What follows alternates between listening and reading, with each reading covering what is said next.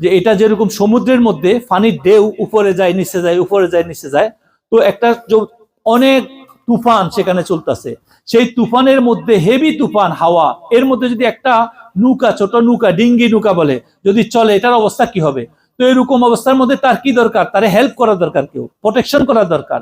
তো এই জন্য যদি কেউ প্রোটেকশন করা, কি জন্য? তারা তীরে নিয়ে যাওয়ার জন্য, নদীর পার করে নিয়ে যাওয়ার জন্য, সেফ জার্নি করার জন্য। তো হিজবুল বাহার এরকম একটা দোয়া, যে তাকে কি করবে?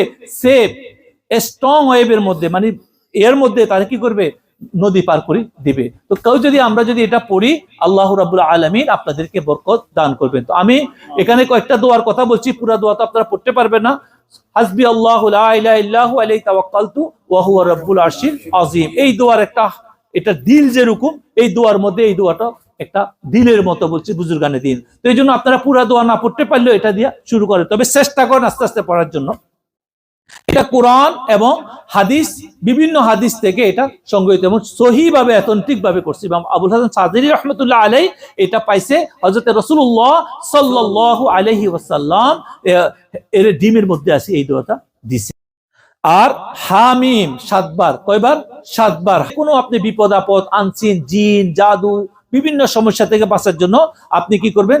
প্রথমবার হামিম পড়বেন, সামনের দিকে খেয়াল করবেন, হামিম সামনে দিয়ে বন্ধ করে দিবেন। তারপরে হামিম দ্বিতীয়বার পিছনে খেয়াল করবেন, পিছনে বন্ধ করতেছেন হুম দিয়া।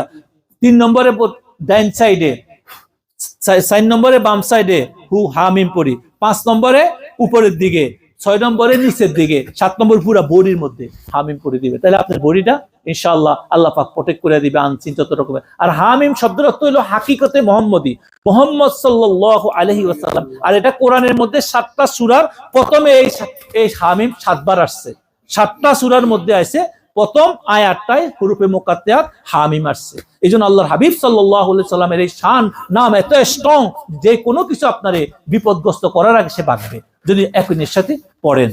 আর এর পরবর্তীতে আপনি যদি, এটা কোনো দোকানদার, আপনি দোকানে আছেন, আপনার ঘরের সমস্যা, আপনার বাচ্চা কাচ্চাদের সমস্যা, আপনার ঘরের মধ্যে আপনি ভালোভাবে এটাকে যদি বসি আরামের সাথে যদি পড়ি, এটাকে পুরো ঘরকে বন্ধ করেন, ইনশাআল্লাহ আপনার গণ একই নিশ্চিত করেন আপনার ঘরের মধ্যে কোনো জিন জাদু এগুলা কোনো ক্ষতি করতে পারবে না।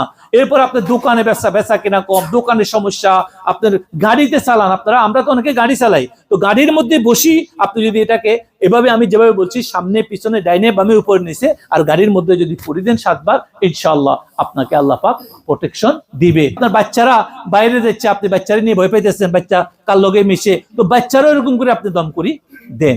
এরকম একই নিয়মে আপনি আয়াতুল কুরসিও পড়তে পারেন।